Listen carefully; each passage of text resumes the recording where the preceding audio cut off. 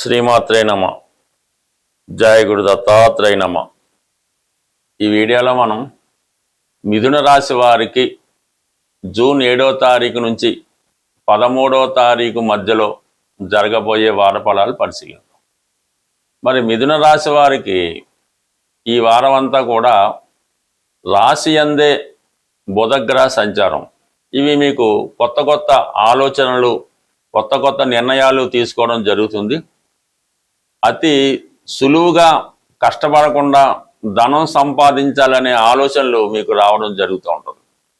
చతుర్థాధిపతిగా రాశి యందు ఉన్నటువంటి బుధగ్రహం ఏదైనా ఒక స్థిరాస్తి కొనాలనో, ప్రస్తుతం వస్తున్నటువంటి ఆదాయంతో పాటు అదనపు ఆదాయం కొరకు ఆలోచించే ప్రయత్నం కూడా చేయడం జరుగుతుంటుంది. మొత్తం మీద ఏదో ఒక కొత్త అభివృద్ధి ఈ విషయంలో సాధిస్తారు. ఇది విద్యార్థులకి చాలా అనుకూలంగా ఉంటుంది. మంచి గురువు లభించడం వల్ల, వీళ్ళలో ఉన్నటువంటి జ్ఞాపక శక్తి పెరగడం వల్ల వీళ్ళకి అనుకూలంగా విద్యలో చాలా మంచి అభివృద్ధి సాధిస్తారు. ఒక తెలివైన విద్యార్థిగా వీళ్ళు నేమ్ తెచ్చుకోవడం జరుగుతూ ఉంటుంది. ఇక ప్రధానంగా లాభస్థానంలో కుజగ్రహం, ఇది షష్టాధిపతిగా లాభస్థానంలో కుజుడు భూముల వల్ల, స్థిరాస్తుల వల్ల ఆదాయాన్ని కలిగిస్తాడు. అలాగే అన్నదమ్ములు, మిత్రులు సహకరిస్తారు. గతంలో మీరు ఎవరికన్నా ధనం ఇచ్చి ఉంటే ఆ ధనం మీకు తిరిగి రావడం జరుగుతూ ఉంటుంది. ఏదన్నా కోర్టు సంబంధించిన విషయాలు కానీ, న్యాయ సంబంధించిన విషయాలు కానీ, పోలీస్ సంబంధించిన విషయాల్లో మీకు అనుకూలంగా తీర్పు రావడం జరుగుతుంటుంది. పోగొట్టుకున్న విలువైన వస్తువులు కానీ, ధనం కానీ, డాక్యుమెంట్స్ కానీ తిరిగి మీకు లభించే అవకాశం ఉంది. ఇది ప్రధానంగా ఎవరైతే క్రీడా రంగంలో ఉన్నారో, లేదా నిరుద్యోగులుగా ఉండి ఉద్యోగం కొరకు ప్రయత్నం చేస్తున్నారో, అంటే గతంలో మీరు ఏదైనా ఇంటర్వ్యూ ఇచ్చి ఆ రిజల్ట్ కోసం ఎదురు చూస్తుంటే ఈ వారంలో కంపల్సరీగా మీకు దాని యొక్క ఫలితం రాబోవటం జరుగుతుంది. అంటే మొత్తం మీద మీకు ఉద్యోగపరంగా ఉద్యోగ ప్రయత్నం చేస్తున్న వాళ్ళకి కొత్త ఉద్యోగం వస్తుంది. ఉద్యోగంలో కొంత అభివృద్ధి కూడా రావడం జరుగుతుంది. ఇక ప్రధానంగా వ్యయస్థానంలో రవి సంచారం తృతీయాధిపతిగా ఉండడం వల్ల బంధువుల వల్ల కానీ, అన్నదమ్ముల వల్ల కానీ, స్నేహితుల వల్ల కానీ మీరు తీసుకున్నటువంటి కొన్ని నిర్ణయాల వల్ల ధన నష్టం జరిగే అవకాశం ఉంది. ఇదే సమయంలో మీరు ప్రభుత్వానికి చెల్లించవలసినటువంటి ట్యాక్సులు, పన్నులు, జిఎస్టీ, ఇన్కమ్ ట్యాక్స్ వగైరా చెల్లించకపోయి ఉంటే దానివల్ల అధికారుల వల్ల ఇబ్బందులు అవి వచ్చే అవకాశం ఉంది. దాన్ని కొద్దిగా ప్లాన్ చేసుకోవడం అనేది మంచిది. ఏదైనా అధికారుల నుంచి కొంత ఒత్తిడి రావడం, సడన్గా మీ కుటుంబంలో ఎవరికన్నా అనారోగ్య కారణాల వల్ల ఏదైనా హాస్పిటల్ సందర్శించవలసి రావడం, డాక్టర్లను సంప్రదించడం, దాని కొరకు కొంత ఆందోళన పడటం కూడా జరిగే అవకాశం ఉంది. ఇక ప్రధానంగా మీకు దశమ స్థానంలో శని భగవానుడు ఉద్యోగపరంగా మీకు ఒక ఇదనంటే కొత్త అవకాశాలు వచ్చే అవకాశం ఉంటుంది. ఎందుకంటే ఆల్రెడీ మీకు గురువు ధనస్థానంలోకి రావడం జరిగింది. దశమాధిపతిగా ధనస్థానంలోకి రావడం వల్ల ఎంతో కొంత మీరు చేస్తున్నటువంటి వృత్తిలో ఆదాయం పెరిగే అవకాశం ఉంది.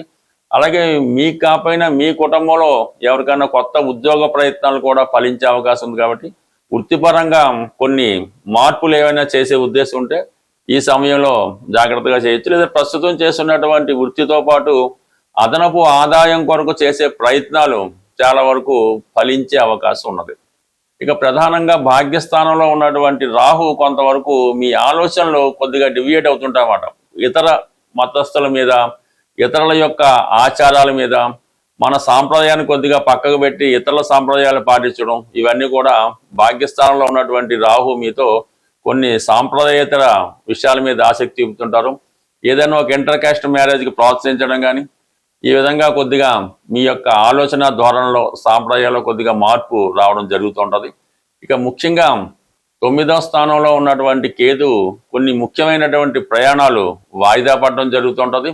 అలాగే కొన్ని పనులు సడన్గా ఆగిపోయి మళ్ళీ వేరే వర్క్ మీదకి వెళ్ళడం కూడా జరిగే అవకాశం. ప్రధానంగా ఏంటంటే ఈ వారం అంతా కూడా ఈ రాహు కేతువు 3, 9 స్థానాల మధ్య ఉండిపోవడం వల్ల ఏమవుతుందంటే కొద్దిగా ప్రయాణాలు ప్లాన్ చేసుకునేటప్పుడు జాగ్రత్తగా ప్లాన్ చేసుకోకపోతే చివరి నిమిషంలో ప్రయాణం వాయిదా పడడం కానీ, ప్రయాణాల్లో ఇబ్బంది పడడం కానీ, ఇటువంటి కొన్ని ఇబ్బందులు జరిగే అవకాశం ఉంది. కాబట్టి ప్రయాణాల విషయంలో కొద్దిగా జాగ్రత్తగా ఉండడం మంచిది. బట్ ఏదైనా ఈ వారంలో ప్రధానంగా ఈ 8వ తారీఖు నుంచి శుక్రుడు ధనస్థానంలోకి రావడం, అక్కడ గురువు రావడం, కుటుంబంలో ఏదో శుభకార్యమో, ఏదైనా గెట్ టుగెదరో, ఏదంటే ఒక పూజ పునస్కారం లాంటిది రావడం వల్ల ఎక్కువ మంది బంధువులు విజిట్ చేస్తారు. ఏదైనా కుటుంబ సంబంధించిన విషయాల్లో కొన్ని ముఖ్యమైన నిర్ణయాలు తీసుకోవడం జరుగుతుంది. అలాగే ఆర్థిక పరంగా మీ స్థాయి చాటే విధంగా ఎక్కువగా మీరు మీ కుటుంబ అవసరాలకి ఏదైనా వాహనం కొనడం కానీ, మీ యొక్క దగ్గర వారికో, మీ యొక్క భార్యకో, లేదంటే మీ పిల్లలకో విలువైన ఆభరణాలు కొనడం కానీ జరిగే అవకాశం ఉంది. అంటే కుటుంబం యొక్క మెయింటెనెన్స్ పెరుగుతుంది. ఏదో ఒక పండగ వాతావరణం లాగా రోజు ఏదో కార్యక్రమం మీ కుటుంబంలో రావడం జరుగుతుంది. బంధుమిత్రులంతా వచ్చిపోవడం వల్ల కొంత బిజీ వాతావరణం మీ కుటుంబంలో జరిగే అవకాశం ఉంది.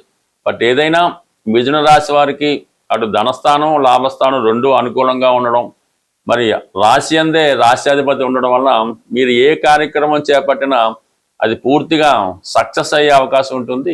సాధారణంగా ఈ గోచారంలో గ్రహాలు సంచరించినప్పుడు వారి యొక్క స్వక్షేత్రంలో కానీ, లేదంటే ఉచ్చక్షేత్రంలో కానీ, లేదంటే కొన్ని ప్రత్యేకమైనటువంటి స్టేటస్లు ఉంటాయి. ఉదాహరణకి దశమ స్థానంలోకి రవి కుజులు వచ్చినప్పుడు దిగ్బలం పొందుతూ ఉంటారు. సో ఈ విధంగా ప్రస్తుతం ఈ వారంలో కుజుడు స్వక్షేత్రగతుడై ఉండడం, బుధుడు స్వక్షేత్రంలో ఉండడం, అలాగే గురువు ఉచ్చస్థితిలో ఉండడం, ఈ ప్రధాన గ్రహాలు అంటే ఈ బుధుడు స్వక్షేత్రంలో ఉండడం వల్ల వ్యాపార పరంగా వ్యాపార వర్గంలో ఉన్న వాళ్ళకి, విద్యార్థులకి చాలా అనుకూలత, ఇంప్రూవ్మెంట్ రావడం జరుగుతూ ఉంటుంది.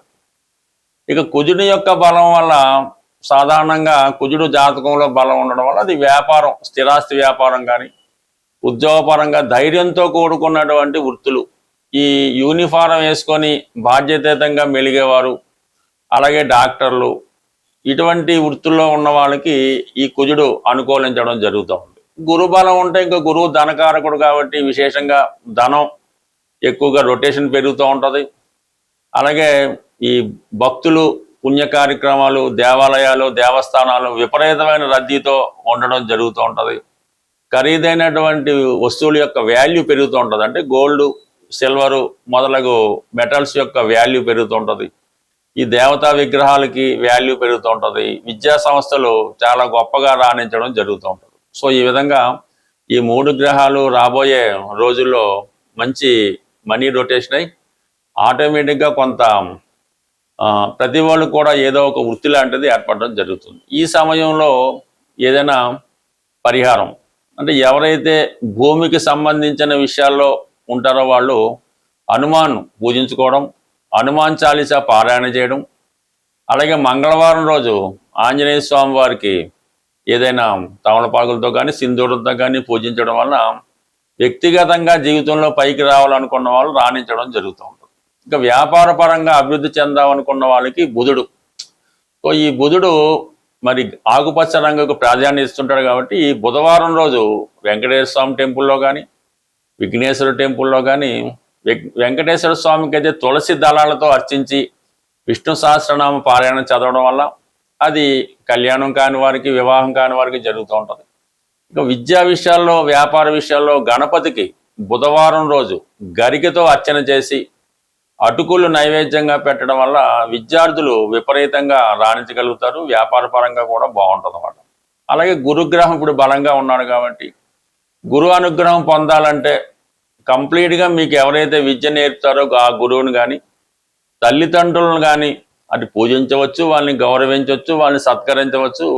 వారికి ఏ ఇబ్బంది లేకుండా తీర్చగలిగే స్తోమత ఉన్న వాళ్ళు తీర్చవచ్చు, లేనివారు వారికి కనీసం గురువారం రోజైనా వాళ్ళ అవసరాలకి ఏదో విధంగా సర్వీస్ చేయడం వల్ల, అలాగే ప్రధానంగా ఈ గురువు యొక్క సంకల్పం పొందాలంటే దక్షిణామూర్తి ఒకటి ఆలోచన. అంటే ఏదైనా ఒక్కొక్క గ్రహానికి ఒక్కొక్క దైవం, అలాగే వీళ్ళని పూజించడం వల్ల మన సమస్యలకి శాశ్వతంగా పరిష్కారం ఉంది. అంటే గోచారంలో చెప్పిన ఫలితాలు జరగాలంటే అది మీ జన్మ జాతకంలో కూడా ఆ ఫలితం ఉంటేనే గోచార ఫలితం మీకు ఇవ్వగలుగుతుంది. మీ జాతకంలో, జన్మ జాతకంలో లేని ఫలితం ఈ గోచారంలో వచ్చే గ్రహాలు మీకు ఇవ్వలేకపోతుంటాయి. అంటే ఈ గోచార ఫలితం ఏంటంటే మీ జాతకంలో ఉన్న ఫలితాలను అందించడమే, అది మంచి కానీ చెడు కానీ.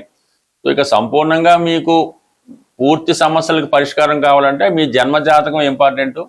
దాని ప్రకారం ఎవరైనా జ్యోతిష్కులను చూపించి తగు విధండి పరిహారం, అంటే మీకు మీరు చేసుకునే పరిహారం మాత్రమే ఈ కలియుగంలో వర్కౌట్ అవుతుంది తప్ప మీ తరపున ఇంకెవరు పరిహారం చేసినా అది 100కి 100 ఉపయోగం అయితే ఉండదు.